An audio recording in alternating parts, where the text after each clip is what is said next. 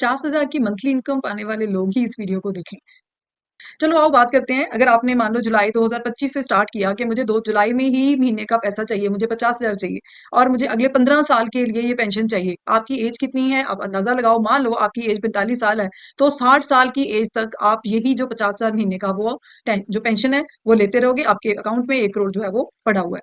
अब 2040 आ गया, जब आपने इतना पैसा ले भी लिया, अब एंड में आपको क्या मिलेगा? आप तो सोचोगे कि इस करोड़ में से निकलता निकलता पैसा बहुत कम हो गया होगा और अब क्या ही मिलेगा मुझे। लेकिन नहीं। अब हम बात करेंगे पावर ऑफ कंपाउंडिंग की। अब कंपाउंडिंग क्या होती है? ये एट्थ वंडर है दुनिया का। कंपाउंडिंग मतलब ये जो 14% आपको मिला है, ये कंपाउंडिंग रिटर्न देने देके जा रहा है, जिसमें से आपका यही 1 करोड़ जो है वो आपको 5,05,65,504 रुपए बन के मिलेगा। आप अपनी फैमिली को इतनी लेगेसी देके जा सकते हो। अब आप कहोगे कि मैम इतना झूठ मत बोलो। आओ इसकी समरी डिस्कस कर लेते हैं।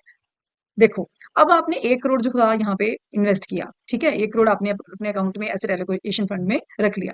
अब इस पे जो इंटरेस्ट आया 4 करोड़, जो कि मार्केट ने डाला, ठीक है? मार्केट में ग्रोथ जा रही है, आपके ये जो एसेट आपने लिए हैं, वो ग्रो कर रहे हैं और उसमें से आपके अकाउंट में ये पैसा जो है वो मार्केट ने डाला और वो ग्रोथ आपको साथ के साथ दिखती भी रहेगी, क्योंकि आपका अकाउंट है, आपके पास पूरा चार्ज है, तो आप देख सकते हो। अब इन्वेस्टमेंट प्लस जो प्रिंसिपल प्लस इंटरेस्ट मिला के ये 1 करोड़ और ये 4 करोड़ मिला के आपके अकाउंट में हो गया 5 करोड़। 96,15,504। उसमें से आपने हर महीने 181 जो 180 181 जो ये इंस्टॉलमेंट्स हर महीने आपने ली हैं, जो इनकम ली है, उसमें से अगर मान लो आपने इतना पैसा ले भी लिया तो 90,50,000 आपने इनकम भी ले ली। और इसमें से अगर 90 लाख को माइनस कर दें तो 5 करोड़ 5 लाख रुपया जो है वो आपके अकाउंट में जो ग्रो हो चुका होगा। अब आपकी मर्जी है, आपने अगले 15 साल के बाद भी इनकम लेनी है तो वो भी आपकी मर्जी है, आप इसको एक्सटेंड कर सकते हो। और अगर आपको नहीं चाहिए तो आप ये पूरे का पूरा पैसा आपके अकाउंट में सेव पड़ा हुआ है। और दूसरी बात, अगर आप चाहते हो कि आपकी फैमिली अगर आप नहीं भी हो, तो ये पैसा जो है वो आपके नॉमिनी को ट्रांसफर कर दिया जाएगा और उसके अकाउंट में, क्योंकि आपको पता है नॉमिनेशन तो हम करते ही करते हैं, तो नॉमिनी को ये पैसा जो है वो चला जाएगा। अच्छा, अब है क्या है ये? मैंने आपको शुरू में बताया था कि एसेट एलोकेशन फंड होता क्या है, उसके बारे में डिस्कस करते हैं।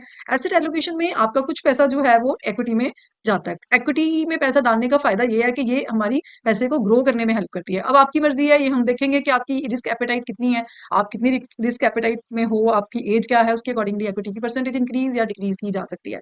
तो ये जो अमाउंट है ये इंक्रीज भी हो सकता है, ये वेरिएबल है, डिपेंड करता है आपकी एज कितनी है। अगर आप पहले ही 50 साल से ऊपर हो तो ये इक्विटी की जो परसेंटेज है ये कम भी रखी जा सकती है। ये सब कुछ जो है वो डिटेल में डिस्कस किया जाता है। और कुछ पैसा जो है वो आपका गोल्ड या सिल्वर कोई भी कमोडिटी में जो है वो इन्वेस्ट कर दिया जाता है। ये एसेट एलोकेशन फंड के जो मैनेजर होंगे वो डिसाइड करेंगे कि आपके एज के अकॉर्डिंगली कितना पैसा जो है वो इक्विटी में रखना है, कितना गोल्ड में रखना है, कितना डेप्ट में रखना है। अब डेप्ट का मतलब ये प्योरली प्योरली मार्केट से लिंक नहीं होता। इसमें जो ग्रोथ आती है वो गारंटीड आती है। गोल्ड में आपको पता है कि जब मार्केट ऊपर जाती है तो गोल्ड नीचे आता है, जब मार्केट नीचे आती है तो गोल्ड ऊपर चढ़ता है। तो ये तो ऑटोमेटिकली आपका पैसा एवरेज हो गया, इसमें तो कोई रिस्क है ही नहीं, आपका पैसा कहीं पे भी नहीं जाएगा। तो इस तरह से आपका पैसा जो है वो डिवर्सिफाई होकर लगता है। और ये 14% की रिटर्न जो है मैंने लॉन्ग टर्म में आपको बताई है, ये ज्यादा भी हो सकती है, ठीक है? तो इतनी तो आती ही आती है। लेकिन अगर मान लो ये कम भी हो जाए, 12% हो जाए, तो भी चलो मान लेते हैं कि हमें 5 करोड़ नहीं मिला तो हमें 4 करोड़ मिल जाएगा, ठीक है? और अगर 4 नहीं मिला तो हमें 3 मिल जाएगा, राइट? तो कहीं ना कहीं पे हम फिर भी बेनिफिट में हैं। तो अगर ये वीडियो आपको अच्छी लगी हो तो आप अपने सारे फ्रेंड्स के साथ जो 50,000 इनकम चाहते हैं उनके साथ शेयर कीजिए और इस तरह के और आइडियाज लेने के लिए हमें फॉलो कीजिए।